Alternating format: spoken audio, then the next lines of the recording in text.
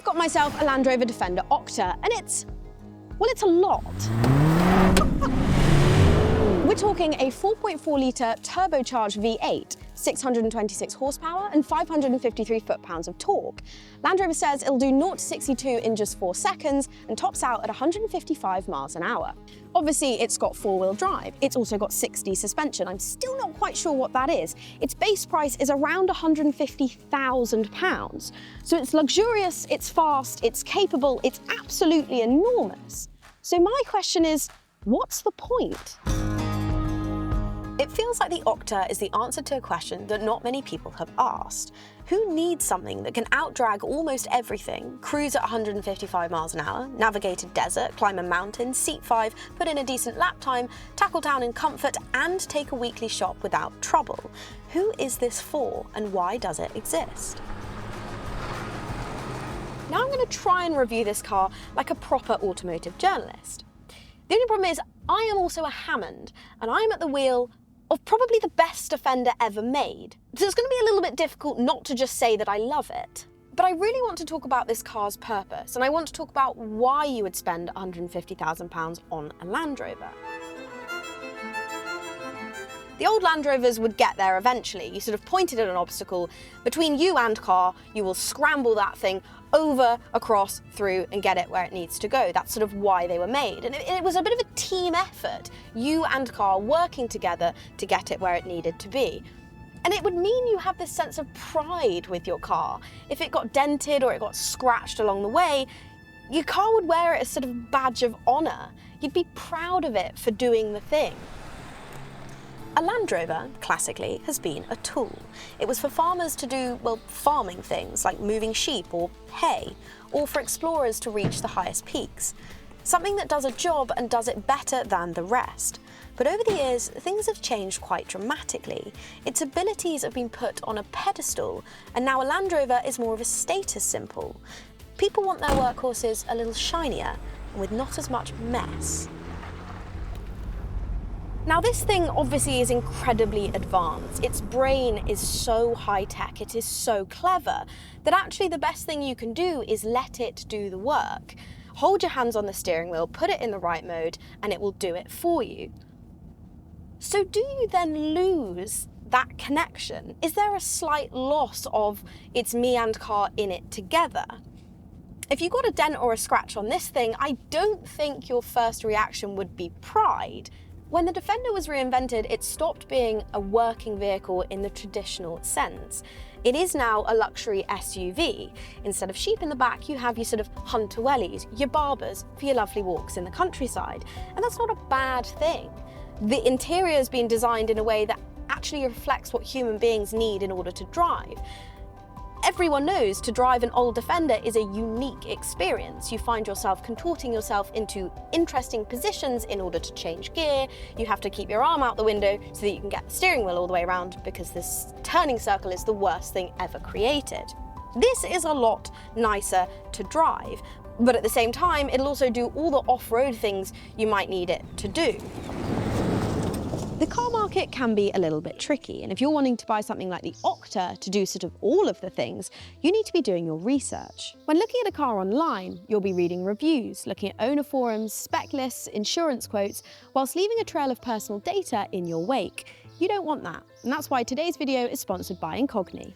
Incogni is a personal data removal service that helps get your information removed from data brokers and people search websites automatically. While you're obsessively researching your next car, you don't need to worry about companies collecting and trading your personal information in the background. Incogni handles all your removal requests so you don't have to. While they're working on your requests, you get to track everything in one simple dashboard.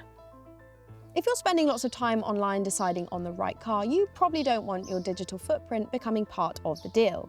And with Incogni, it doesn't have to. So head to incogni.com/DriveTribe, use the code DriveTribe for 60% off your annual plan. And with that, let's go back to talking about what this OCTA can do. Modern cars have to do everything for everyone all the time.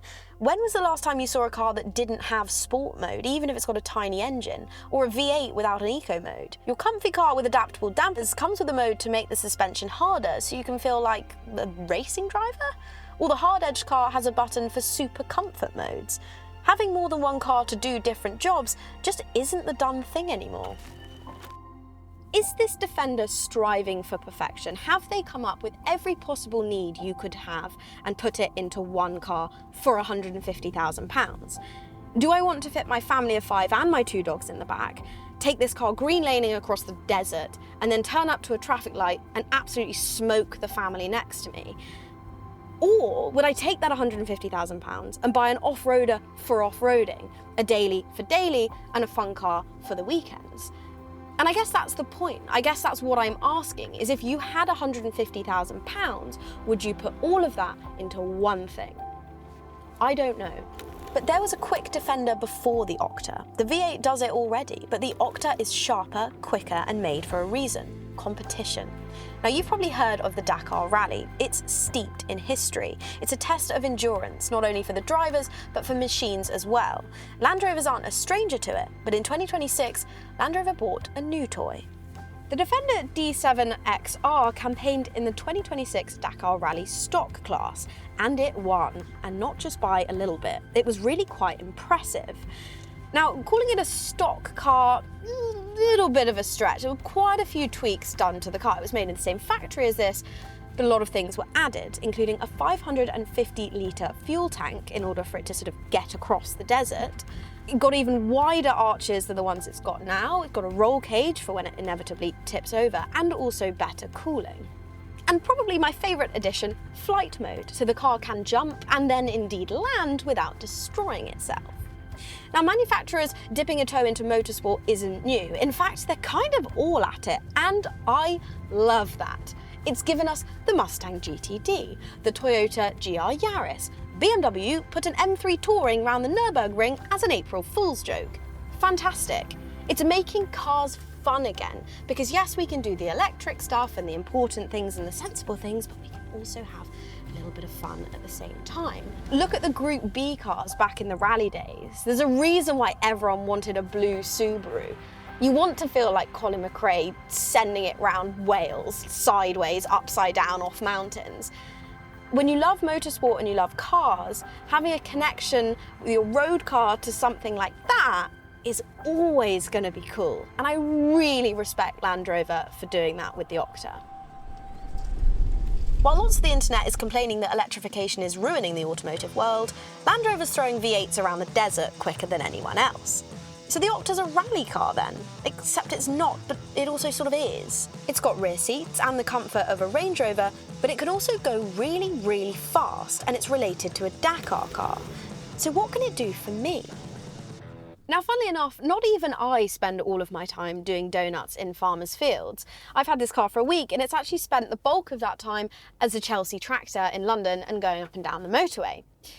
And it did great in both. It was absolutely fine in London. I mean, I did have to use the pavement to park quite a bit, but it was perfectly comfortable and quiet on the motorway. And I don't love that, which might sound ridiculous, but when I was told I was getting a go in the Octa, I was expecting something terrifying. I wanted it to be loud, to be aggressive, to really scare me. And it didn't really do that on the road. So I'm going to see what it does in a field.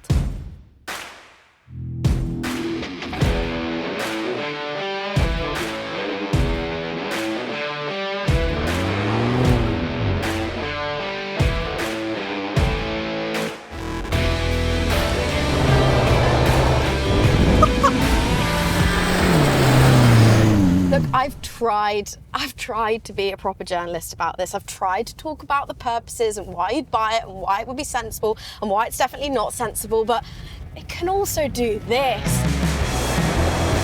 I mean, who wouldn't want to do that? Am I going to do this every day? No, but I love the fact that I could. But then I'm a yob. I'm an absolute yobbo, I'm a Hammond, I'm an idiot. So of course I want something that can send me sideways up a hill. But is that normal? I don't know.